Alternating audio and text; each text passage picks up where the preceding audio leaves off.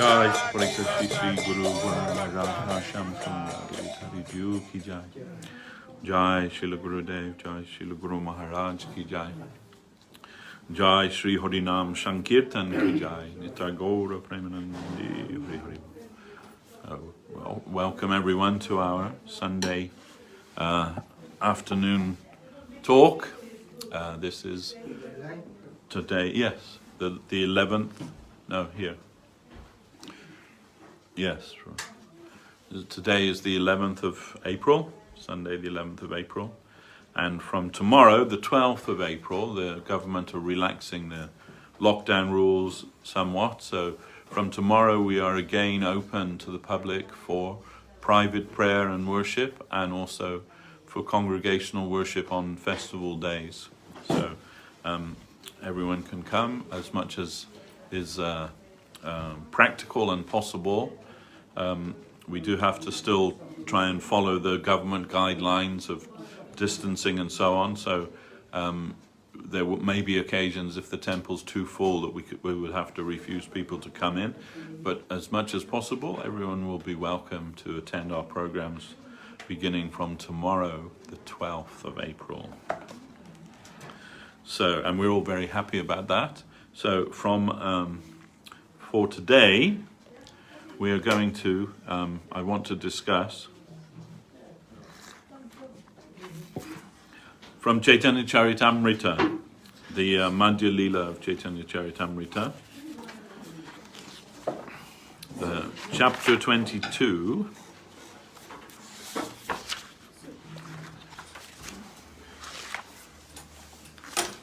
which Srila Prabhupada has named as the process of devotional service.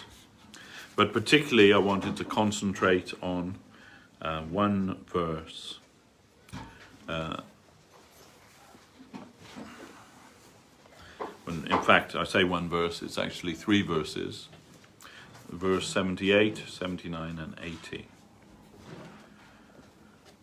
80. Which is Kripalu Akrita Droha Satya Sharasama Nidosha Vadanya Mridu Suchi Akinchana Sarvapakaraka Shanta Krishnaka Sharana Akama Anihastira Vijita Shadu Guna Mita Bhuk Apramata Manada Amani Gambira Karuna Maitra Kavi Daksha Muni. So, those of you familiar with Chaitanya Charitamrita, with the teachings of Lord Chaitanya, you may know these verses. They give us the 26 qualities of a devotee. And so the translation in English is, devotees are always merciful, humble, truthful, equal to all, faultless, magnanimous, mild and clean. They are without material possessions, and they perform welfare work for everyone. They are peaceful, surrendered to Krishna, and desireless.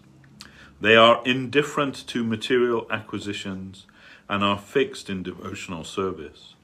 They completely control the 6 bad qualities of lust, anger, greed, and so forth. They eat only as much as required, and they are not inebriated. They are respectful, grave, compassionate, and without false prestige. They are friendly, poetic, expert, and silent. So, it's very interesting from many points of view. This is here, Krishnadas Kaviraj Goswami is describing the qualities of the devotee, the pure devotees of the Lord. And so this is very instructive to us if we are trying to understand who is a devotee of the Lord. So who is a devotee of the Lord, not just because they wear, some robes or mark their head with a tilaka or any of these things. That doesn't necessarily indicate that somebody is a devotee of Krishna. We may be aspiring devotees of Krishna, but those who are fixed in their faith and in devotional service proper, they possess all of these 26 qualities. And therefore, as aspiring devotees, we are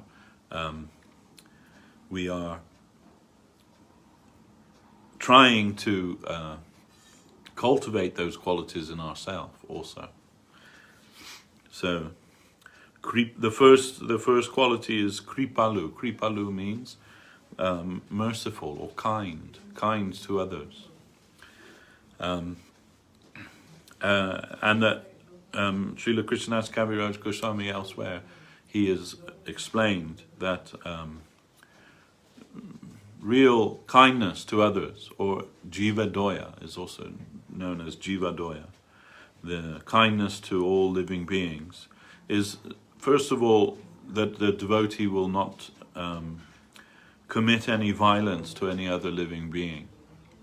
So they are always respectful of every living being, knowing that they are part and parcel of the Lord. And those that are possessing life, we will not try to take away their life unnecessarily. So merciful, we have to be kind to all, to be merciful to all.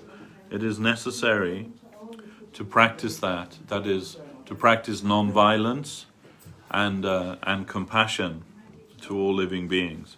And Krishnadas Kaviraj Goswami and all of our acharyas, they have pointed out that ultimately kindness to all means to try to enlighten others with Krishna consciousness. We remember hearing from our friend Srila Bhakti Sudhir Goswami Maharaj that a long time ago, maybe the 70s or the 80s, he was attended a conference of religion, and there were various speakers from different faiths, and one of those speakers, who was a quite well-known Swami in those days, teaching some type of yoga, and he, when it came his turn to speak, he said, when you eat something very nice, you automatically become silent. And then it means you're satisfied, you have nothing to say.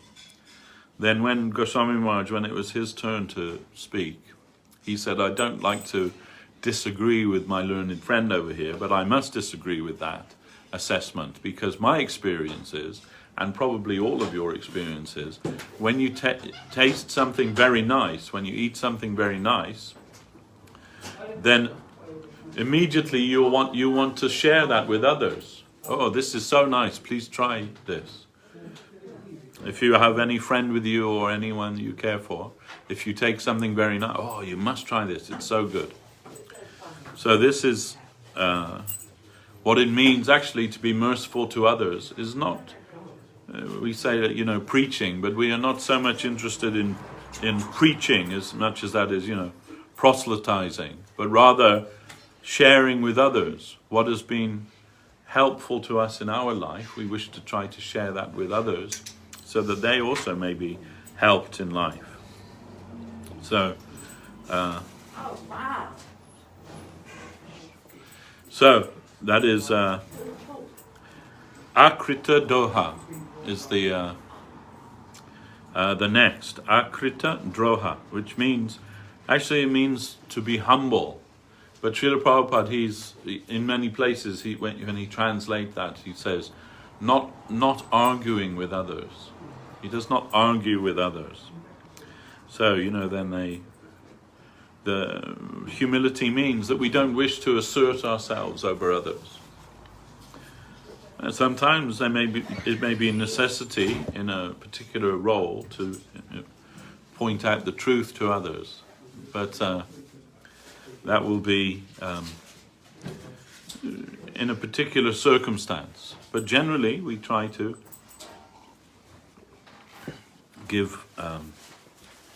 be humble before all.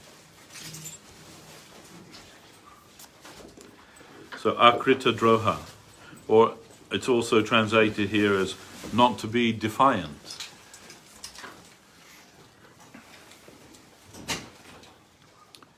Then satyasara. Satyasara means to be thoroughly truthful. It is very necessary in devotion to be truthful. Of all of the qualities, there are 4 qualities, spiritual qualities, and truthfulness is one of those. Truthfulness, compassion, and of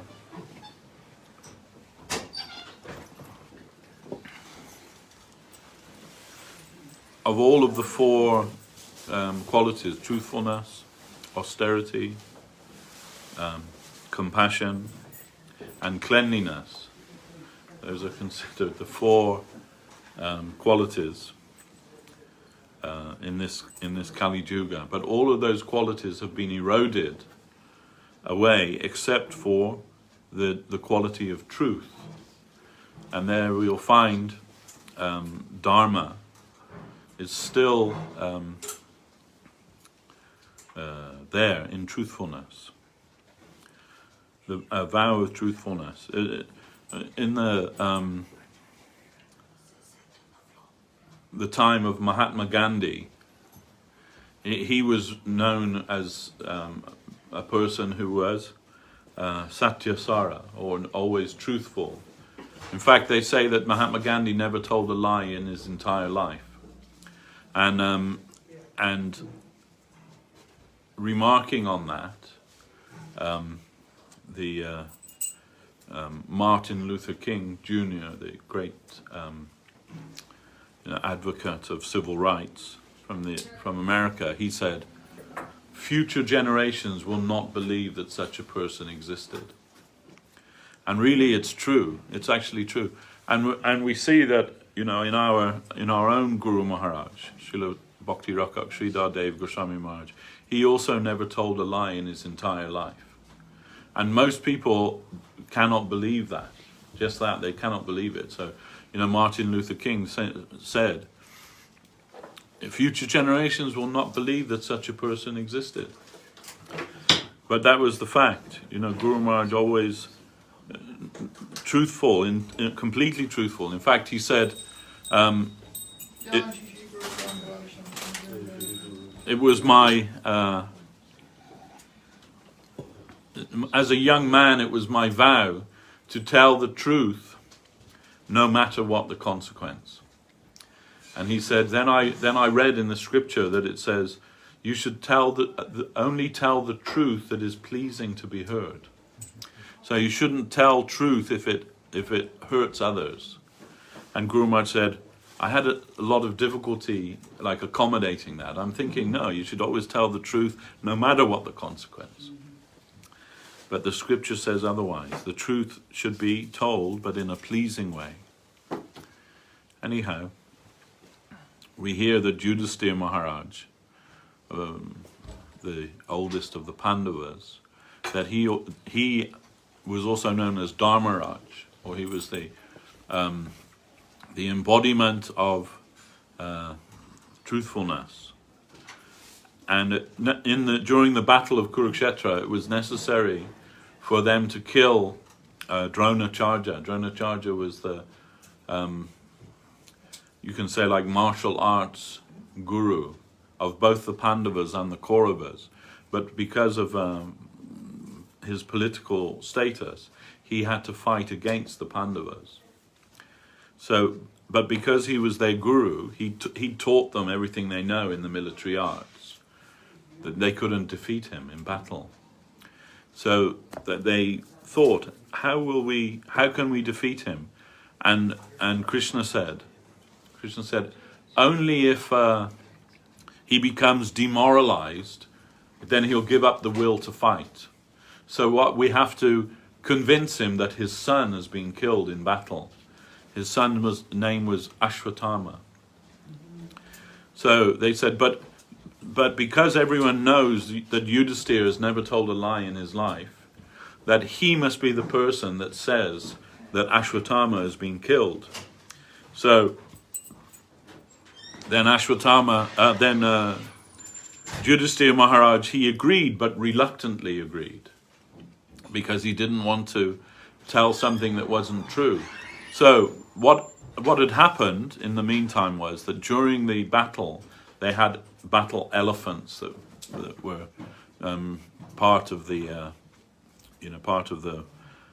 army, and one of the elephants was also called Ashwatthama, and that elephant had been killed in battle. So the idea was that Yudhisthira Maharaj would shout in hearing of Duryodhana, "Oh, Ashwatthama is dead, the elephant." And but when he said the words "the elephant," all of the other soldiers would blow their conch shells so that they couldn't hear that. So all he would hear is Ashwatthama is dead, and not the bit about the elephant. So they all blew their conch shells, and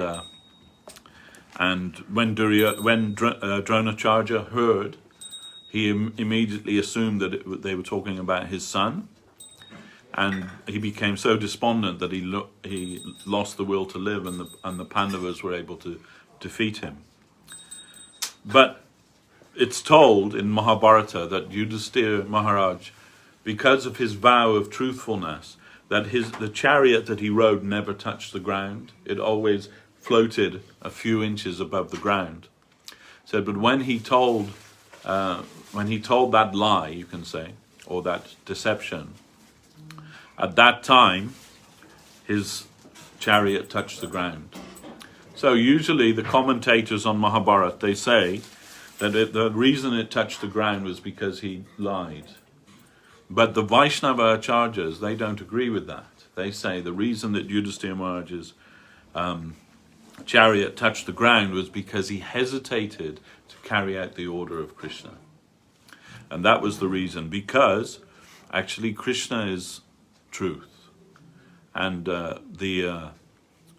whatever Krishna says or whatever Krishna does, that is the absolute truth. So if Krishna orders you to say something or whatever, then that is the standard of truth, not others' opinion of truth. Is only a relative thing in this material world. May be true for you, may be untrue for another, the same thing. But anyhow, this was the case, or the example of truthfulness. So those who are devoted to Lord Krishna, they are considered to be satyasara, or thoroughly truthful. And the next quality is sama.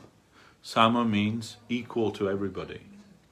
So a devotee never considers themselves to be greater than anybody, and always considers themselves to be equal with all, seeing with what they say samadarshana, as mentioned in Bhagavad Gita, that the introspective sage, he sees the elephant, the human being, the Brahmin, the dog eater, all of them to be equal, because all of them have the soul within them.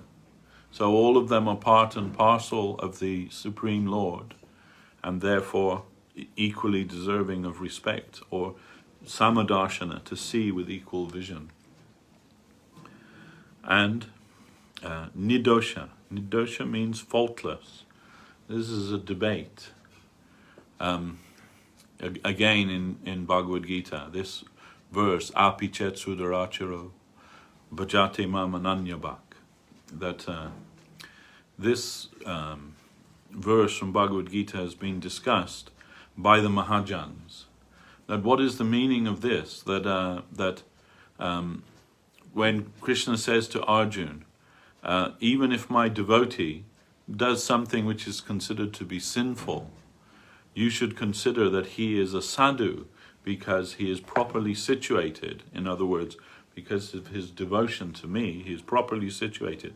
And if you declare this to the world, you will become dharmatma. Dharmatma means you will become fixed in dharma, or fixed in truthfulness. So then the meaning, there's some discussion about the meaning.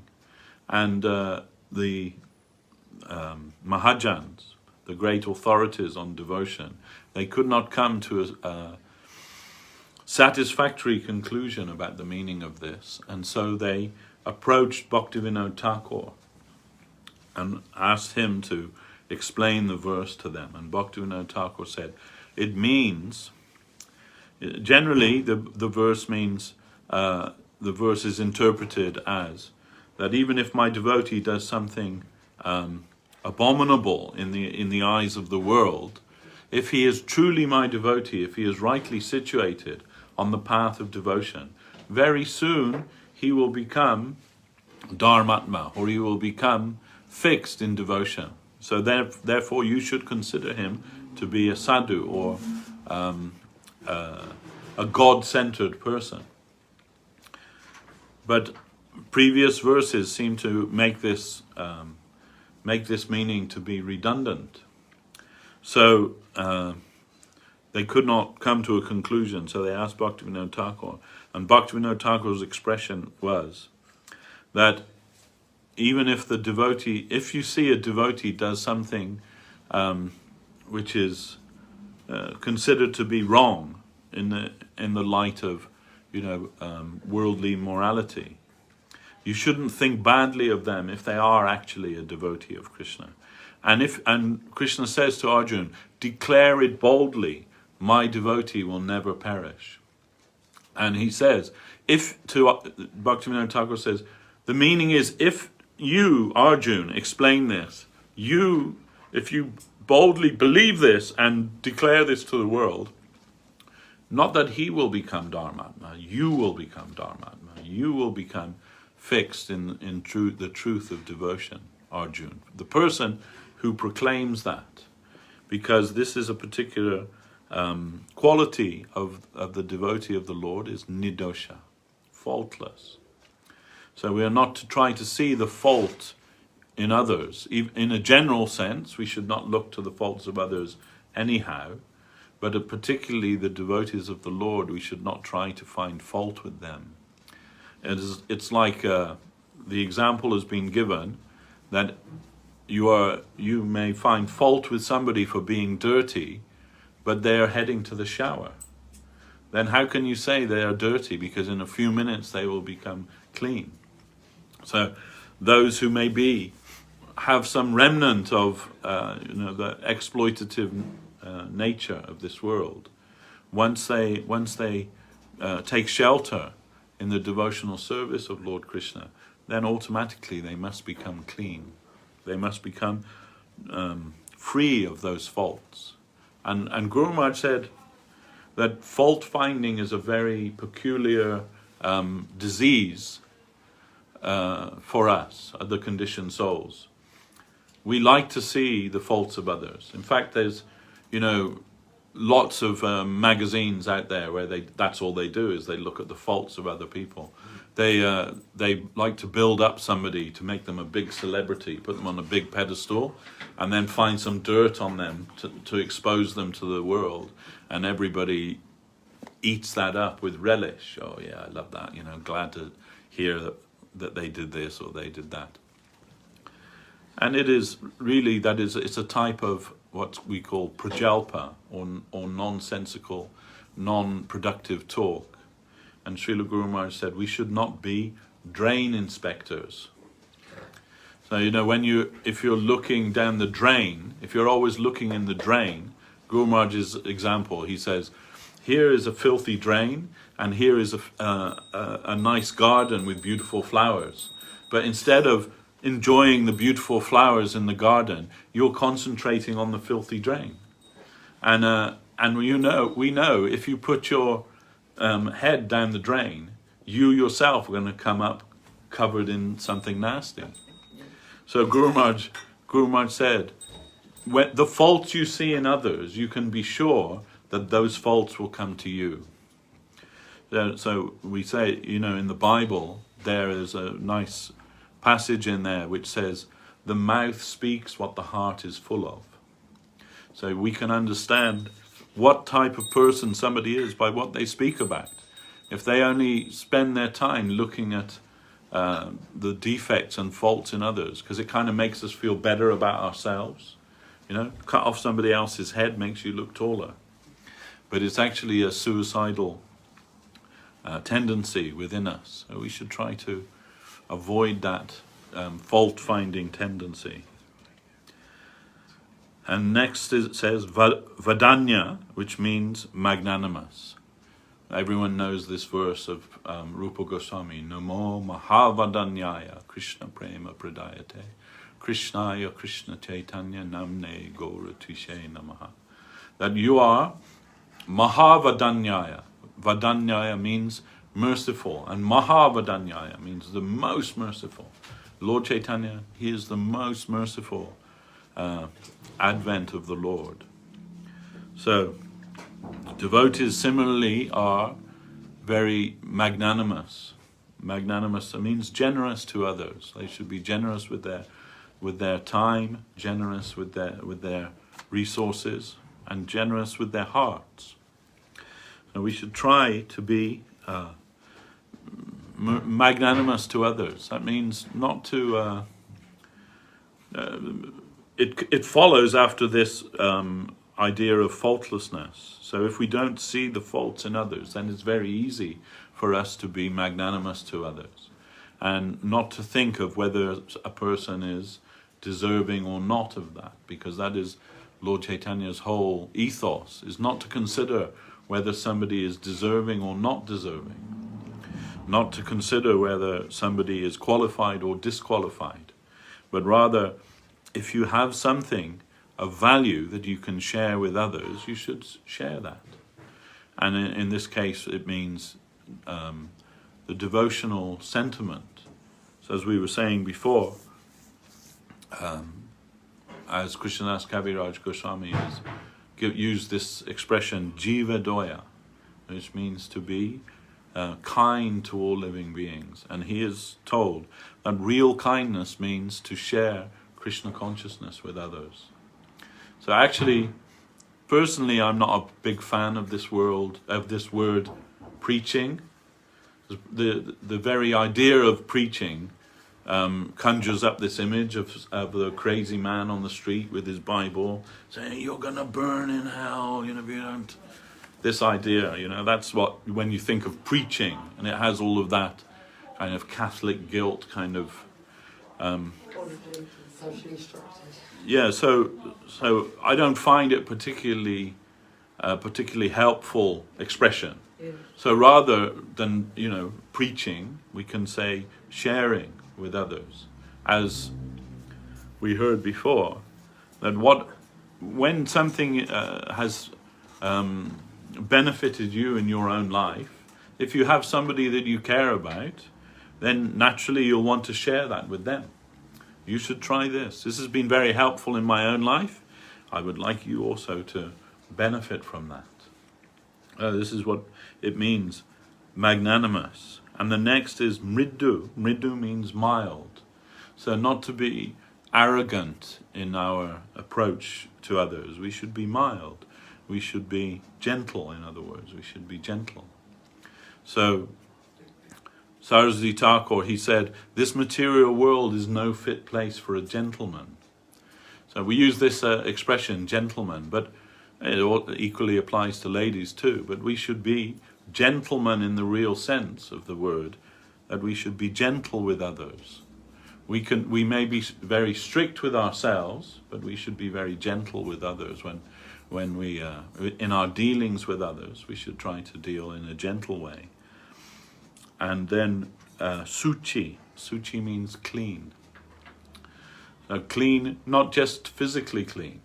Devotees generally are physically clean. They bathe daily, sometimes 2 or 3 times a day even.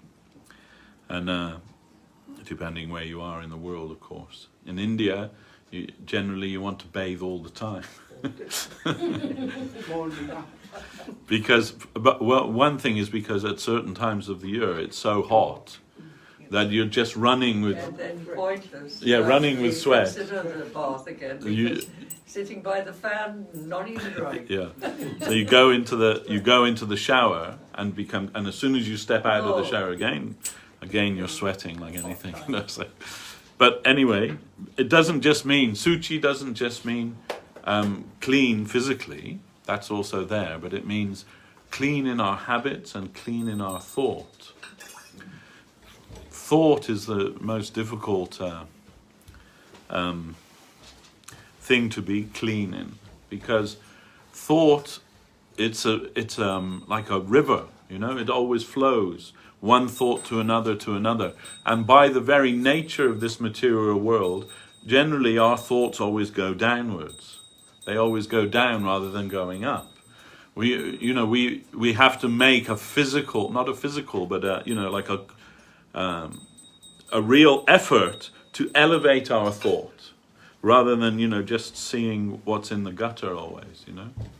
So that's kind of a tendency in this material world, that our thought always going down to the lower ideas.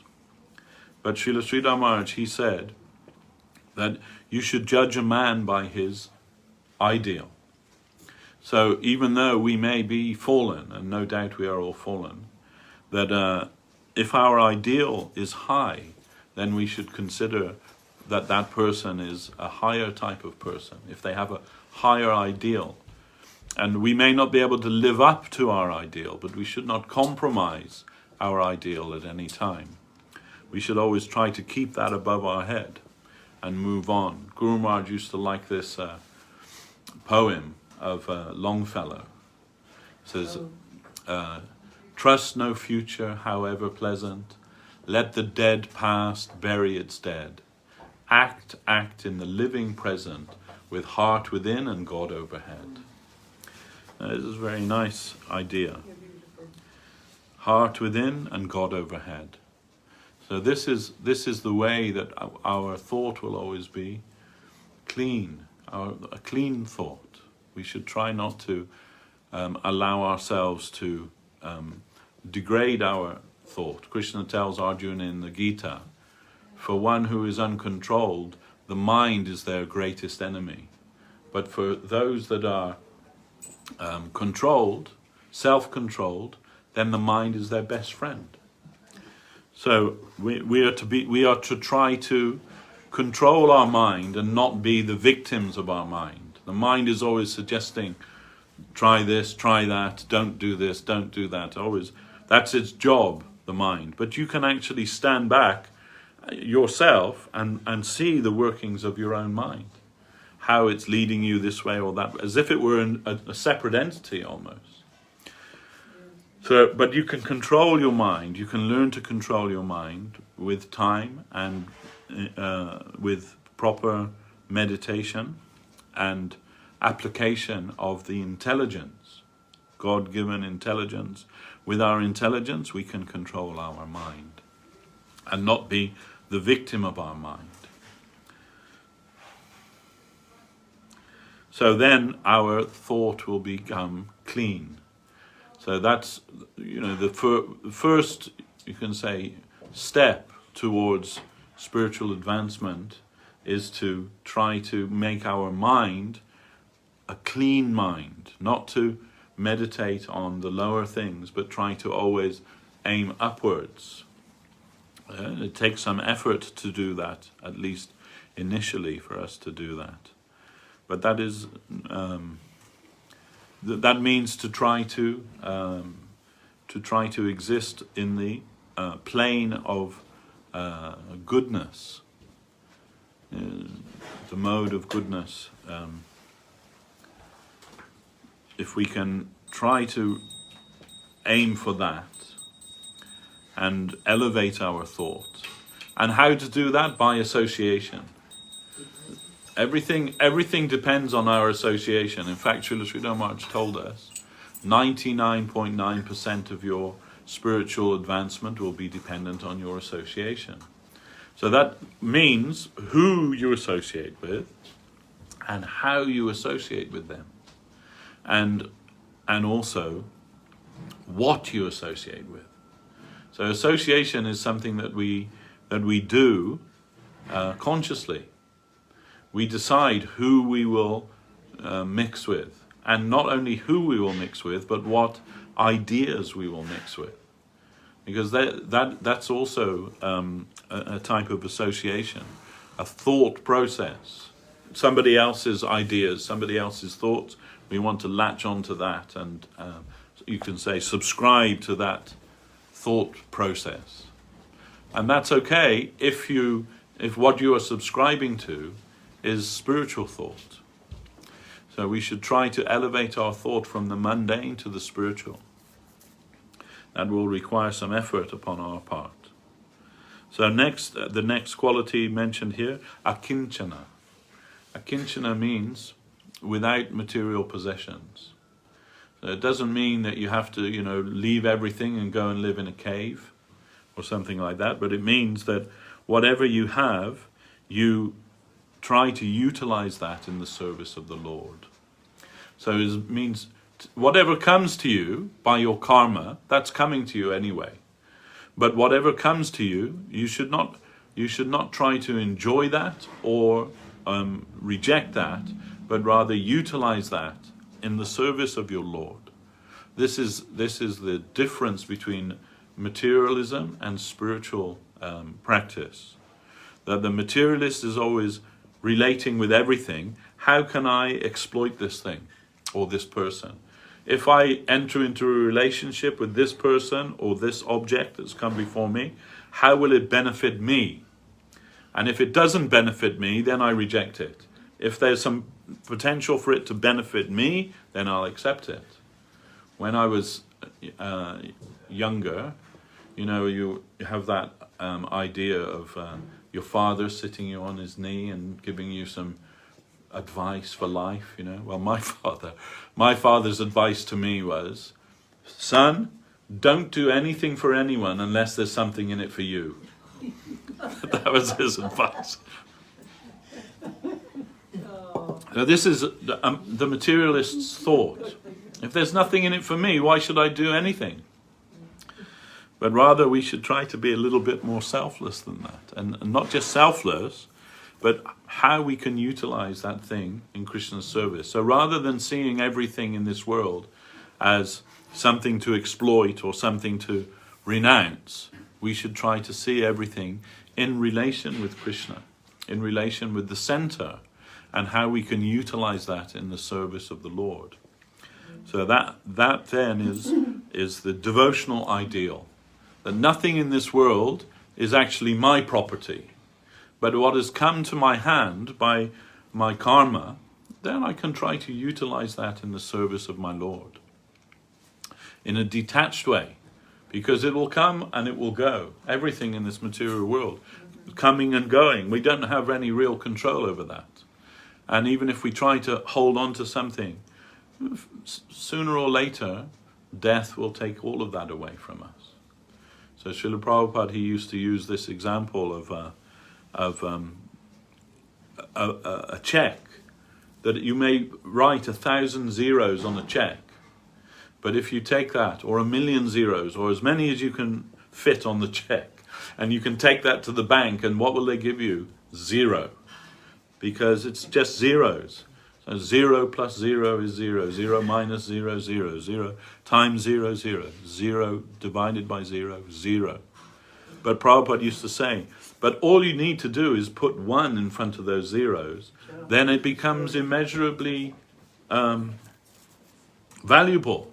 So similarly, everything in this material world ultimately ends in 0. Whatever your bank balance is, whatever your social status is, whatever your accomplishments are in this world, when death comes, you can't take any of those things with you. None of them at all. So it all equals 0. But if you put 1 in front of those zeros, then they have their real value. Everything becomes properly valuable. So where it says that the devotee is akinchana, with no material possessions. It means he has no attachment to those things. Whatever comes, we utilize that for the service of the Lord, for the service of the Vaishnavas, for the service of Hari Guru Vaishnava, and then it has its proper utility. Everything has its proper utility when it is connected with Krishna. It's a simple thing. The difference between material and spiritual is only application.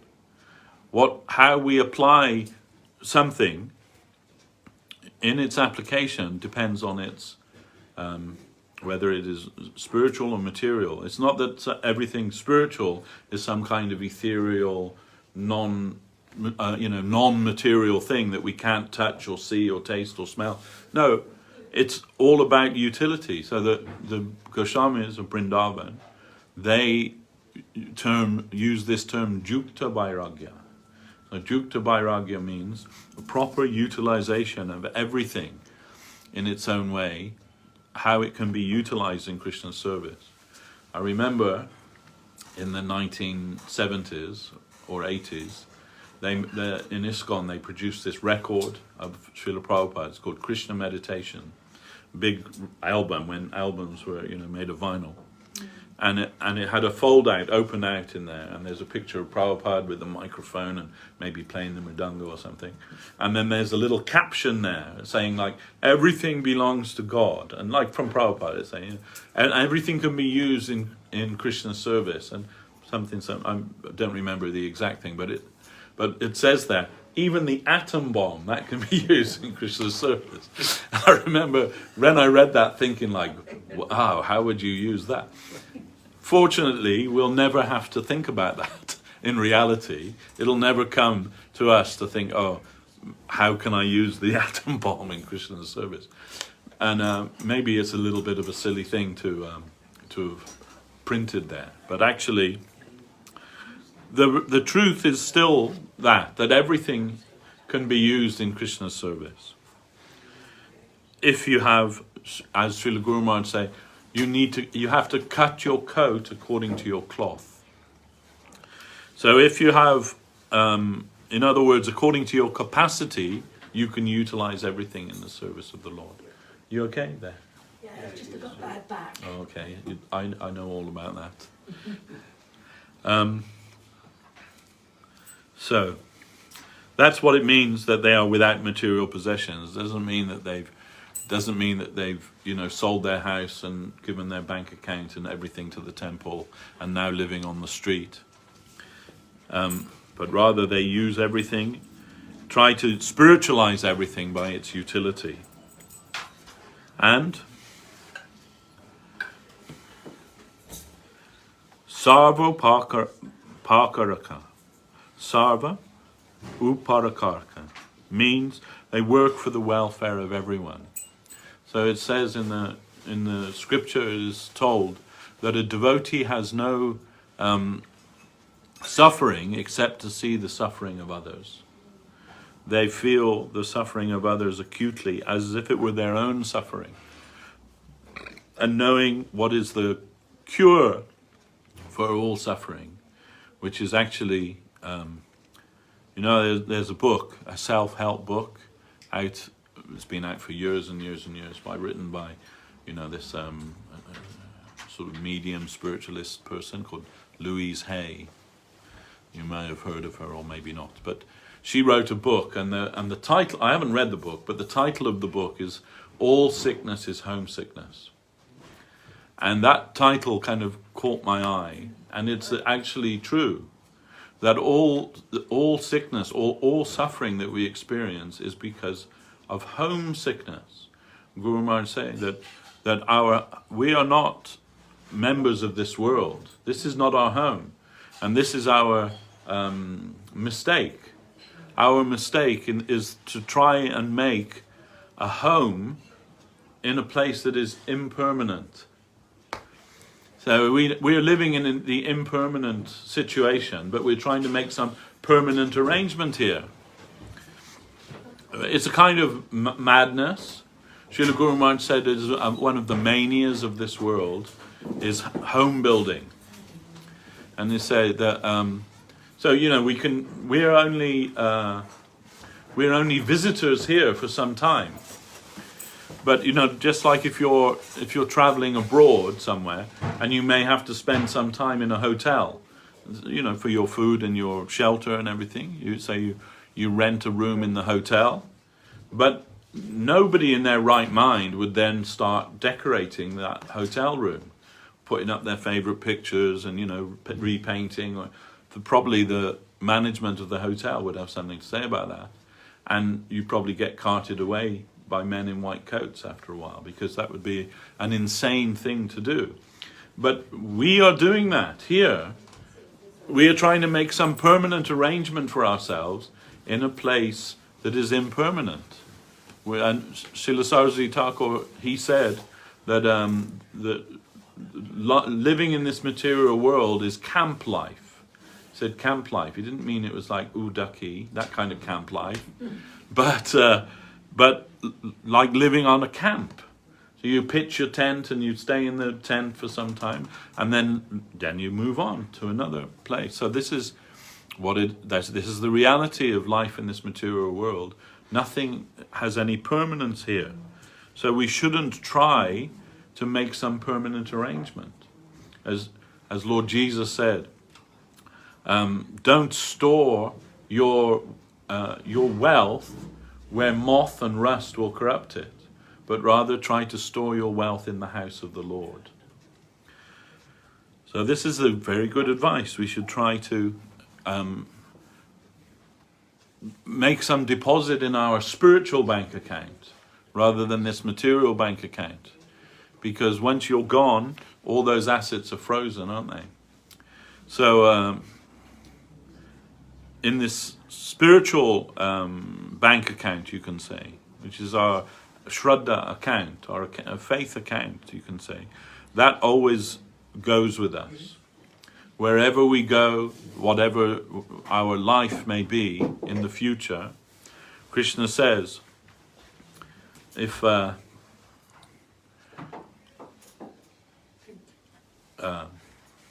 whatever progress you make in this life on the spiritual path, that will never be lost. That will always come to you, wherever you may be, in this life or in the next life or in any life. Your spiritual account will always remain intact, and you'll be able to draw on that. So wherever you find yourself in another life, what you have made in your spiritual account, this life, that will stand good for you in your future lives also. So they are Sarvo Pakaraka, meaning work for the welfare of others, and Shanta. Shanta means peaceful. A devotee is always peaceful because they are not troubled by the comings and goings of this material world. Srila Guru Maharaj said, when I first saw my Guru Maharaj, he said, I visited the temple in Calcutta, Bagbazar Gaudiya Math. I'm trying to find out where are the followers of Chaitanya Dev.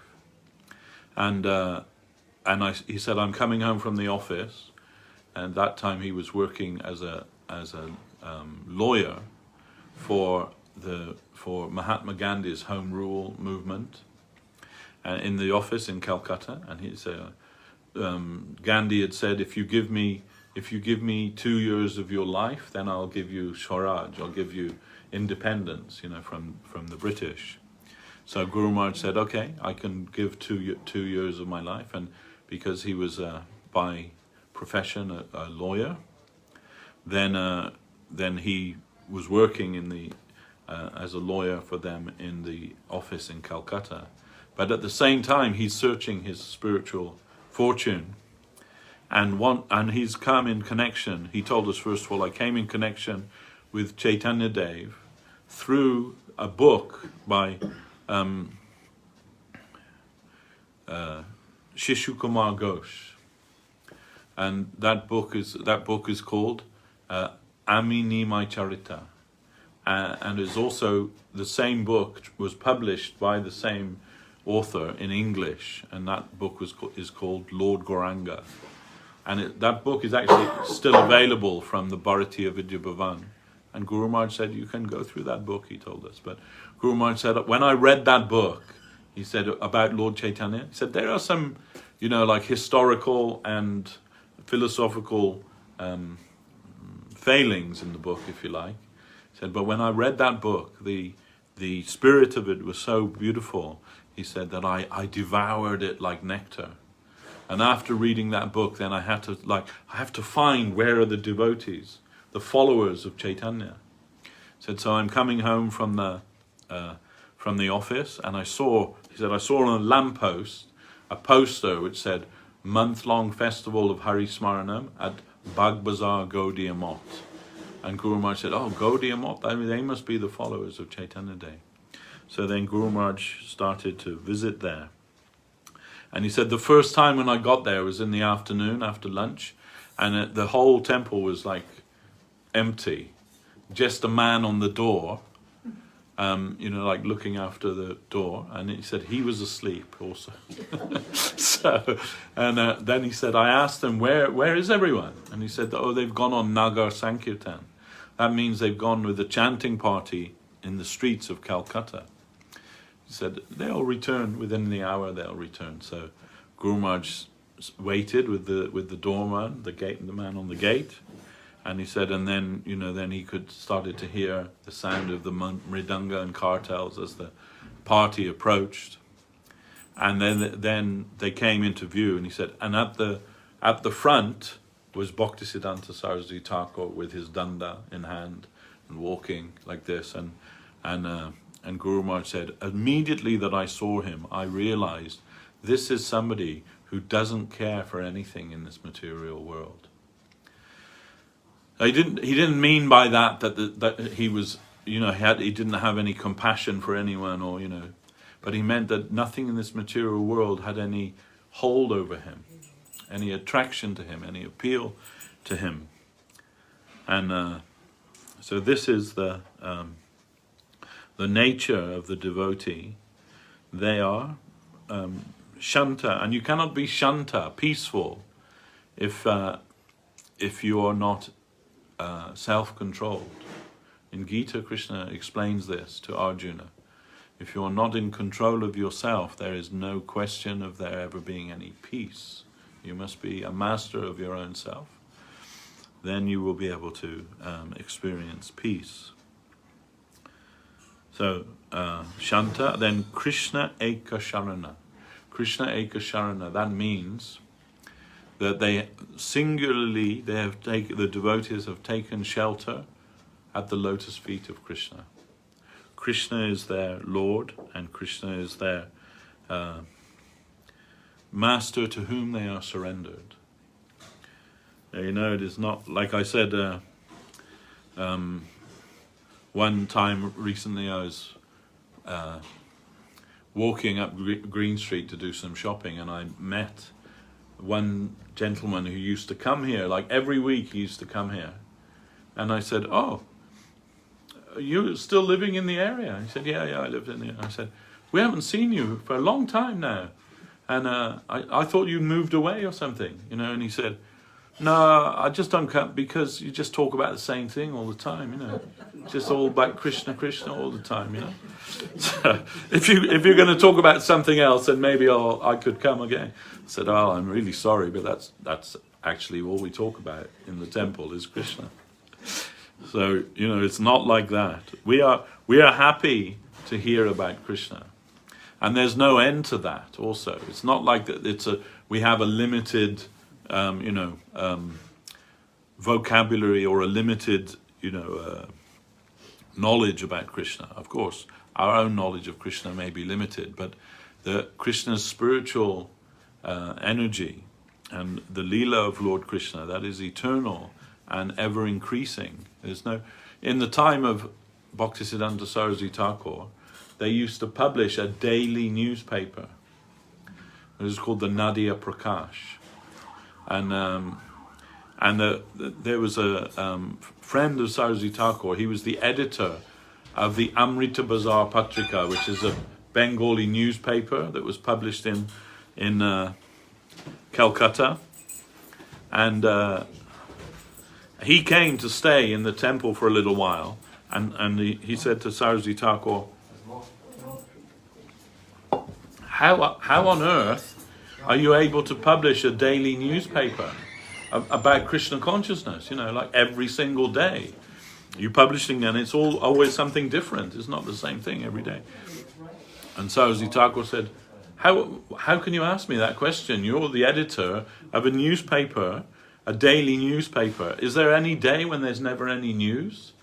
And he said, no, but that's in this. And he said, Saraswati Thakur said, yes, but the material world, that's nothing compared with the spiritual world. Do you think there's nothing going on there? In the spiritual world? Of course, you have to have your reporter has to have access to that. But, Saraswati Thakur, he's living on that plane, that spiritual plane. So he's in connection with that, then easily they can make a daily newspaper. There's nothing. So Krishna Eka Sharana means exclusively surrendered to Krishna. They understand Ishvara Parama Krishna, Satchidananda Vigraha, Anadir Adir Govinda, Sarva Karana Karanam. This is the first verse of Brahma Samhita, which was discovered by Lord Chaitanya in southern India and kept with him all of the time. This verse says, Ishvara Parama Krishna, that Krishna is the supreme, or the Parameshvara, the supreme enjoyer of everything, the Parameshvara, the controller of everything. That is Krishna. Ishvara Parama Krishna. Satchit Ananda Vigraha. That means he is the embodiment of truth, eternity, and bliss. Satchidananda Vigraha. He's the embodiment of that. Ishvara Parama Krishna, Satchidananda Vigraha. Anadir Adir Govinda. He is the original cowherd boy of Vrindavan. Sarva Karana Karanam. And he is the cause of all causes. That is Krishna. And those who have come to embrace this conception, then naturally they must surrender to Krishna. In Srila Jiva Goswami, he has given this explanation of the word Bhagavan. Now, generally, Bhagavan it's told, Bhagavan means he who is full of all opulences. But Jiva Goswami, he's given a deeper explanation of that. Krishna is called Bhagavan. Bhagavan Krishna. And Bhagavan, Jiva Goswami explains, comes from, the root of the word Bhagavan is from Guna Vishishta. Bhagyavani Guna Vishishta, which means that he is, by his very nature, that anyone that comes in connection with him, their natural response is to surrender to him. In other words, they fall in love with him. Krishna's nature is so compelling that if you actually come in real connection with him, you must fall in love with him. And you must, therefore, there's no other real or substantial reaction to coming in connection with Krishna, but to love him and to surrender to him. So, if it is substantial, but Srila Guru Maharaj has told us, right, that we may build up many walls around our heart to prevent Krishna from entering there. But our consolation is that Krishna is a thief, and a thief doesn't need any invitation. Stealthily in the night, he'll find some way to enter there for his own purpose. And when Krishna enters the heart, then nothing else can remain there. He will take full possession of that. He cannot share your heart with anyone else. Only he will take possession. I'll have no other alternative but to surrender to him. As much as we may try to escape, we are always compelled to come to his shelter sooner or later. Then akama means desireless. doesn't mean that the devotees are, like robots or something, but they have no desire separate from Krishna's desire. Srila Guru Maharaj liked very much the German philosopher Hegel. And Hegel, in his assessment of God, if God exists, Hegel said, if God exists, he must have two qualities, and that is that he must be for himself and by himself. And for himself means that he only exists to fulfill his own purpose. And by himself doesn't mean that he's alone, but it means he has no rival. So not like the Judeo-Christian idea that there's God and Satan, and if Satan gets enough power, he can throw God out of heaven and reign in darkness forever. He can take possession or something like that. That's a dualistic idea, and there's no duality in Krishna, in God, in the ultimate conception of God. In fact, Bhaktivinoda Thakur says, when speaking about the idea of Satan, we doubt that such a gigantic entity exists. But even if he does exist, he is also under the control of Krishna. Nothing can exist separate from Krishna. No rival, actually. Someone may think themselves a rival. If there is a Satan, he may think himself a rival of Krishna. Hiranyakashipu thought himself a rival of Narayan, as did Hiranyaksha, as did Kamsa, as did Ravan, as did so many demons in history, considering themselves in this way. But actually that is not possible. That whatever is existing, that must also be part of the plan of the Lord. So we find that who fulfills that criteria of Hegel, who is existing only for his own purpose, and who exists without any second or without any rival, Krishna fits that bill. Even more than Narayan of Vaikuntha. Narayan of Vaikuntha is only an aspect of Krishna, but he also has some part to play in the universal management of this world. We're reminded, Srila Guru Maharaj told us about the Mughal emperor of India. His name was Akbar. And Akbar, although he was a Mughal, a Muslim by his family religion, he liked very much Hindu philosophy. And one of his favorite queens she was actually a Hindu princess. And and she learned many things about God, the Vedic conception of God through his marriage to the princess. And once in Delhi, which was his capital when he was emperor there, they made an exhibition to show all the gods and goddesses of the Hindu pantheon. Of course, not all of the gods, because there's meant to be 33 million gods and goddesses, so that would have been a really big exhibition, wouldn't it? But the main ones, they made some exhibition. And so he was invited to the opening of the exhibition. He came, cut the rope or whatever it was that they did, the ribbon or whatever.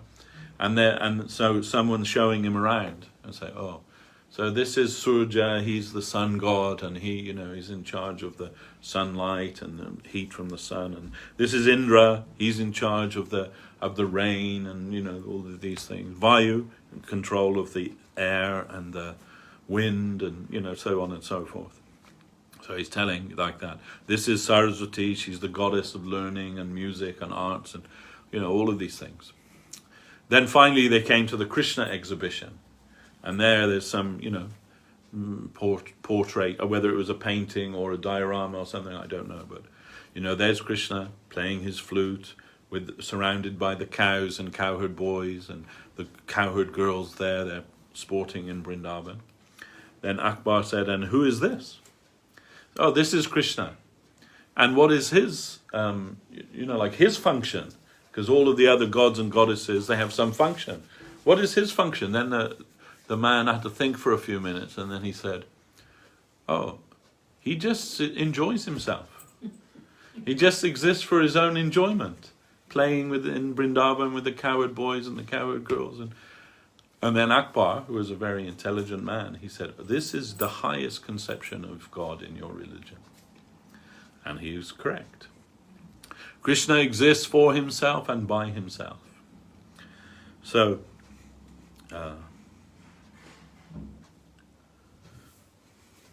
akama means that the devotee of Krishna, he recognizes this, that Krishna is for himself and by himself. Then that means, by definition, that everything exists to satisfy him. And because we are also made by him, part and parcel of him, created by him, if you like, then we also exist to fulfill his purpose. That's the reason why we exist, not to try to fulfill ourselves separately from him. So the devotees of the Lord, they recognize that, and they surrender to the Lord, because they see everything is meant for him. That means I am also meant for him. In which way I'm meant for him, that's whole nother question. But just recognizing this principle, I am for him, then that means they can have no other desire except his desire. What is his desire? That must be my desire, ultimately. Only, we are, of course, addicted to the things of this material world. So our habits prevent us from fully giving ourselves to Krishna, because we are addicted to this material world. It's like when when they go to the Alcoholics Anonymous, they join that. They have like that, 12-step program or something. But the first thing they do is they stand up and they say, "Hi, my name's Bob, and I'm an alcoholic." And everyone says, "Hi, Bob." And then they begin the process. The first thing is recognizing what your problem is.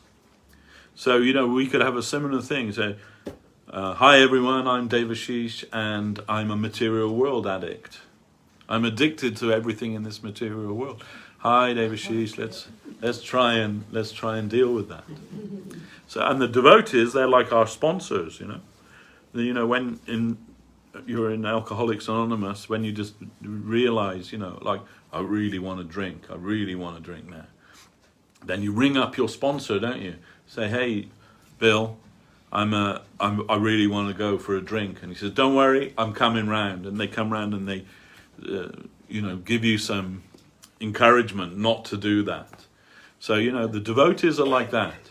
When we're thinking, "Oh, I really have to go out and, enjoy myself in this material world, and commit some sinful activity," then we can call on the devotees. "Prabhu, please come and save me from myself. Yes, don't worry, I'm coming, I'm on my way. Let's chant Krishna's name together and find some other thing to do instead of that." When Srila Guru Maharaj was asked, and many times asked, how do I control my mind? This was, Guru Maharaj would say, always the same question. And he said, and I'm always giving the same answer. By responsible service, you can control your mind. Because if you have some responsibility, then you could, when those things come to tempt you, you ever say, "Well, I'm sure it's very nice and everything, that proposal, whatever it is, but I haven't got any time. I've got some other things that I have to do." Robert Frost, the American poet, I like him very much. He said in one of his poems, "The woods are lovely, dark and deep, but I have promises to keep and miles to walk before I sleep." So, this is, if we make ourselves responsible for the service of Krishna, for the service of Guru and Vaishnava, then we can't be led astray. Of course, there's always possibility to be led astray, but less likely chance to be led astray, because you don't want to let down your Guru, let down Krishna, let down the Vaishnavas. No, I have some responsibility. Let me deal with that first. And that will never end. So this way we can save ourselves. So this is what it means to be desireless. Then aniha, indifferent to material acquisition. Indifferent to material acquisition means whatever comes to you, you accept that with a kind of indifference, or non-attachment. Whatever comes to you. Bhaktisiddhanta Saraswati Thakur, he said, there's nothing you can do to prevent your karma coming to you. It's already coming. What you've done in this life, what you've done in previous lives, the result of that's already coming to you. Then there's nothing you can do to stop that. So if you're meant to be rich, your riches will come to you. If you're meant to be poor, you'll be poor. Whatever is meant, you can't change that actually. And also, he said, there's nothing you can do to make that happen either. Either it is or it isn't. So nothing you can do to bring about your karma, nothing you can do to prevent your karma. It's coming. So don't bother about that. Don't make that your life's work. Rather, let it be as it is meant to be. And utilize your energy instead in the service of the Lord. So we're not to be attached to whatever will come to us. We will try to utilize everything in a service-centric way. Of course, we are human. And if tomorrow you won the lottery, probably your first thought would not be the service of Lord Krishna. Probably your first thought will be, where am I going on a nice holiday once the lockdown's over? once I won't get a £5,000 fine. That'll probably be your first thought. We are human after all, then we're not indifferent to these things. But that is the ideal. The ideal is like that. We hear about Sudama Vipra, who was Krishna's classmate when he was a young boy. And now Krishna's living in Dwarka as a king, a prince. He has so many palaces and so many wives and goddesses of fortune who are his consorts, and so much wealth and everything. And Sudama Vipra means Brahmin. So he's Brahmin, and he was very poor. And he was so poor that they couldn't afford to give milk to their son. So, and the children at school would laugh at him because he didn't have any milk. So mother and father, they ground up some chalk in water and told, this is milk. And he's like, okay, now I feel better because my friends have milk, I have milk, like this, But then Sudama's wife, she said, wasn't your friend Krishna? Didn't you go to school with Krishna? He says, yes, I did, yeah.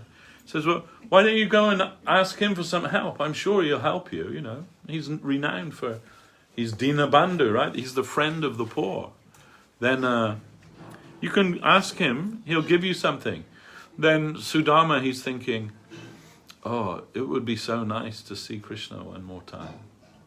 And whether he give me anything or not, who cares? That if I just see him, that will be the perfection of my life. So then he says to his wife, I have to give something to him. I have to take a gift. I can't just turn up without some gift to offer to him. Then so his wife, she searches in their cupboard, But it was a case of when she got there, the cupboard was bare. But so the only thing she could find was some chira. Chira means flat rice. They get rice and they make it flat, and you can mix it with yogurt, and some people eat that as like for breakfast or something like that. So they had a little yogurt, they had a little flat rice, and so his wife mixed that together, put it in a small cloth, in a pouch, and you can offer this to Krishna. So off he went to visit Lord Krishna in Dwarka. And when he came to Dwarka, Krishna was like overjoyed to see him. And he came to Krishna's palace, and Krishna sat him on his own bed, and and washed his feet. Krishna washed his friend's feet, and after the long journey, and his queen, his first queen, Rukmini, she's giving fan, and they're looking after him very nicely, and Krishna's so overjoyed. They're talking about their time together when they were at the Gurukul, at the school together. They were both students of Sandipani Muni. And they're talking like this. The day and the night went by, and Sudama is like just in bliss. Oh, to be with Krishna again, to remember our time together, to see his beautiful lotus-like face. He forgot all about why he'd come to ask for anything. And then when it was time to go, then Krishna said, "Oh, brother, did you bring any gift for me?" And he's seeing this palace, it's like so much opulence and wealth. And he said, "Oh, no, sorry, I didn't bring anything." He's like embarrassed. And Krishna said, "I think you did. What's that there in your belt?" And he said, "Oh, there's nothing." And Krishna, like by force, he grabbed that flat rice and ate that and said, "Oh, such sweet thing you're trying to keep from me. That is so beautiful, thank you." And he took that. Then they parted, and Sudama went his way. And when he came back to his village, he's just like cresting the hill below his hut where he and his wife lived, a mud hut, there. Then when he crested the hill, where the hut was, he saw like an immeasurably opulent palace is there now. And he thought, did I go the wrong way? Or, don't recognize this. Then he sees outside the door, there's his wife, dressed like the goddess of fortune herself, and his son, all happy, and you say, "Wow, it is my place." Then he understood, oh, Krishna has given this to me. And he went and, spent his life there. But Guru Maharaj said, remarking about that, he said, he did not take that, like you or I, we would be like, whoopee, now we're going to enjoy like crazy, like call up all the friends, bring them around, let's have a big party, let's enjoy. But Guru Maharaj said he accepted that with a service-centric attitude, that he took that and wanted to keep that in the service of Krishna, not to try to enjoy separately from Krishna. That was his nature. So aniha, that's called aniha, indifferent to material acquisition. Then stira. Stira means they're fixed. The devotees of Krishna, they're fixed in their conception. We heard one time when Goswami Maharaj is giving a lecture in Sokal, in the temple there. And he started talking about, the different avatars of the Lord, and then he mentioned like Buddha. He's a Buddha, and he said, of course, Buddha teaching atheism, a veiled type of atheism. And one of the people in the audience became very offended by that, And he kind of stood up and said, "Hey man, just stick to the Krishna stuff, yeah?" and Goswami Maharaj said, "Yes, you are absolutely right. We should just stick to the Krishna stuff." This is the meaning of stira. It means we are fixed in the Krishna conception. We are not so interested in any other conception. We're not interested in the zeitgeist. We're not interested in what the people of this world have to say. Guru Maharaj said, this was my first impression when I joined the Gaudiya Math. He said, they don't care about the opinions of the thinkers of the day. They weren't concerned with that. They want to hear, what did Krishna say? What did Chaitanya say? What did the Goswamis say? What does the Bhagavatam say? They're very interested in that. But they're not interested in what Tom, Dick and Haridas has to say. They're not interested. So that is stira, fixed, and vijita sadguna, completely controlling the 6 bad qualities: lust, anger, greed, etc. So this comes back to, by the practice of devotion, we can control all of those things, because our time is only spent for that, not for other things. Then all of those things, they fall by the wayside. In fact, it's been shown in the scripture that that only by devotion can you control the senses. And the example that has been given by that for that is Durvasa. Durvasa is in Krishna's Leela, many places in Krishna Leela. But he is a Shaivite, worshipper of Lord Shiva. But he's very great, a very great Rishi Muni, like yogi. He's renowned in Vedic literature. But he has one fault in his character, is that he's always getting angry. He's getting angry all the time, Then this example was given when he came to the palace of Ambarish Maharaj. Ambarish Maharaj, he is a king, but a devotee of Lord Krishna. And he's always thinking about the welfare of his subjects. Those who are the citizens of his country, under his jurisdiction. He's always thinking what their welfare will be. So for that welfare, he took on many vratas. That means vows. And he took one vow of fasting, a fasting vow, for many days. And it was done in such a way that if he completed that vow in the proper way, then great prosperity would come to his kingdom, and all of the people who lived there, they would be benefited by that.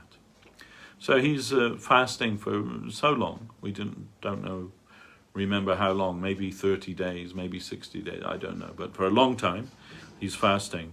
And then this day is coming the end of the vow. And as we know from the observance of Ekadashi, the vow that we follow on Ekadashi, that the time of breaking your fast is of paramount importance, because the whole benefit of it relates to breaking the fast at the proper time, so that to invoke the auspiciousness of that. So just as it was approaching time for him to break his fast, Durvasa turns up at the door, doesn't he? And Durvasa, he's always with his followers. We're not talking about like half a dozen people. We're talking 10,000 disciples. Durvasa and 10,000 disciples, they turn up at the palace of Ambarish Maharaj. Ambarish Maharaj, he greets them and says, "Please, Rishi, come in and let me feed you." So, he wants to feed Durvasa and his 10,000 followers. Durvasa says, "Yes, I accept your hospitality, but first we have to go and bathe before we can eat anything." So, then they all go off down to the river to bathe. It's going to take a while, isn't it? 10,000 people to have a bath. So, then the time's approaching when he has to break his fast. But he can't break his fast before feeding his guest. So two things are competing with one another. If he doesn't break the fast in time, then the whole vow, the whole brata, everything is spoiled. But if he breaks the fast in time, that will be an insult to his guest, if he eats before feeding his guests. So he's like, what to do? Then he calls his Brahmin advisors, and he explains to them the quandary. What shall I do? So then they decide. If you just sip water at the required time, that will be simultaneously breaking the fast and not breaking the fast. Oh, that's very good. So you can just sip water at that time. You're breaking the vow as you're meant to, but not like taking any solid food. So you're won't cause any offense to your guests. So that's what he does. At the designated time, he sips a palm full of water. But Durvasa, who's a great mystic, he immediately understands what's happened. and becomes furious, becomes absolutely furious. Oh, he's broken his fast before he's fed me or my followers. So suddenly he appears before Ambarish Maharaj, and he's fury incarnate now. And he says, oh, you've insulted me and my followers by breaking your vow, by breaking your fast before feeding us. Now I'm going to punish you. Taking some hair from his head, he threw that to the ground, and he summoned a fire demon. A demon of fire came and to consume Ambarish Maharaj. He just took a sip of water, and this man's like besides himself with fury that he brings a fire demon there to kill him. Ambarish Maharaj just humbly says, yes, if I am an offender, then let the fire demon consume me. And but just as the fire demon's approaching him, Krishna's Sudarshan Chakra appears there. That is Krishna's weapon. The Sudarshan Chakra means the disc, and prevents that fire demon from getting anywhere near to Ambarish. And not only prevents him, then the Sudarshan Chakra begins to pursue Durvasa, chasing to give punishment to Durvasa for insulting his devotee, Krishna's devotee. So then Durvasa, he has so much power that he can go anywhere in the universe. So he's fleeing everywhere in the universe. And his Lord is Lord Shiva. So he goes to Kailash, where Lord Shiva is sitting in meditation, and falls at his feet. Lord, please save me. This Sudarshan Chakra is pursuing me to give punishment to me. I can feel the heat on my back. I can't keep ahead of him. Well, but you have power. You can stop him. And so he explains what happened to be in this circumstance, and then Lord Shiva says, sorry, there's nothing I can do. This is Lord Narayan's personal weapon. I have no power over him, Then you'll have to go to Narayan himself and ask him to withdraw the Sudarshan. So off he goes. This is how powerful Durvasa is. He can enter Vaikuntha, and he does. Enters Vaikuntha, demands to see Lord Narayan, and Lord Narayan accepts him. He comes in, bows down to him, and he says, please call off the chakra. So, is your weapon. And he explains to him then, Lord Narayan says, oh, I see what's happened here. You are thinking, because you are a sannyasi and he is a householder, that you are closer to me. And you are thinking that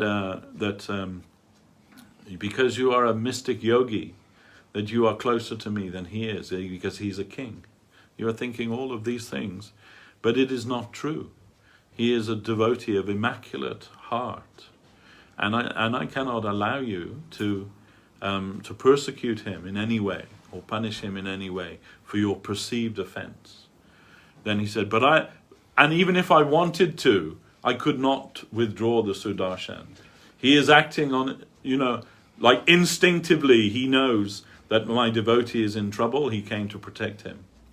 Then you will have to go to the person you have offended, to Ambarish Maharaj, and beg his forgiveness. So that's what he did. Suddenly he's there in front of Ambarish. The fire demon's standing by, and Ambarish Maharaj is still standing there. Then there's a famous verse in Srimad Bhagavatam. Aho Ananta Dasanam. Today, he says, today I have seen the glories of the devotee of Anantadev, the Lord, the unlimited Lord, the Anantadev. That I wanted to do harm to you, but you are only thinking, because Ambarish Maharaj is saying, no, I am the offender. I did wrong. Maybe I deserve to be punished. And he says, and now today I have seen the glories of the devotees of Lord Narayan.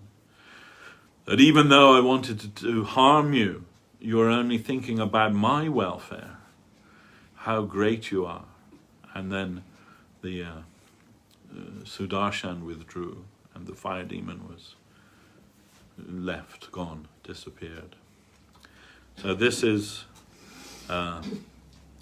one example that only by devotion can we conquer these 6 enemies: lust, anger, greed, and so on. Ambarish Maharaj, who is so powerful that he can enter Vaikuntha, demand an audience with Lord Narayan, but he cannot control his anger. Anger is very difficult to control. And Krishna says in the Gita that anger is one of the gateways to hell. And what is it that causes anger? That also is explained in the Gita. That we have some desire, and when something comes to block out the fulfillment of that desire, then we become angry. And when we become angry, we lose all good sense, and we become crazy and delusioned. And this way we become victims of our own faults. And Krishna says, this is the gateway to hell. Hell is, we're not thinking, necessarily pitchforks and fire and all of that, and red demons and all of that, but hell is your mentality, hellish mentality. If somebody says, of course there's so much suffering in this world, but if someone says hell doesn't exist, ask them to talk to people who live in, Serbia or somewhere, or where these worn-torn people living in refugee camps. Ask them if hell exists. They're living in hell. We can see that. Even in this material world, we can see heaven and hell, both are here. Some people living a luxurious life of pleasure and everything, and plenty, and other people don't even have a bowl of rice to eat every day. Then how you can say heaven and hell doesn't exist? But also it's about your mental state. You can be in the same room with somebody, and I'm sure we all have experience of this in our life, and they are experiencing heaven and you are experiencing hell. What is like hell to you is heaven to them. We have some small experience of that, we can say. So this is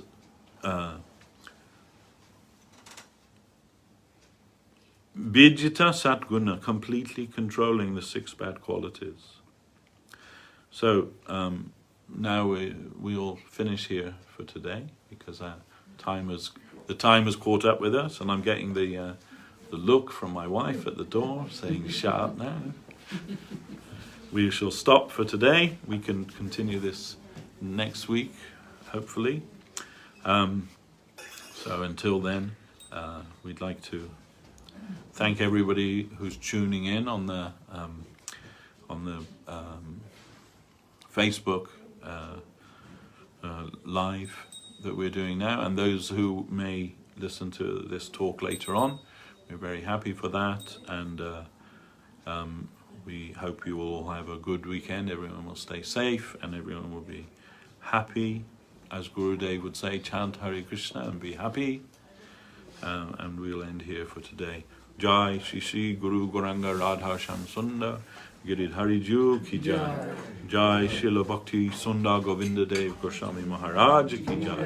Srila Bhakti Rakak Sridhar Dev Goswami Maharaj Ki Jai. Rupanuga Guru Bhargya Ki Jai. Jai Chaitanya Saraswat Acharya Brinda Ki Jai. Jai Seva Bhakta Brinda Ki Jai. Shri Harinam Sankirtan Ki Jai. Nitai Gaura Premanande.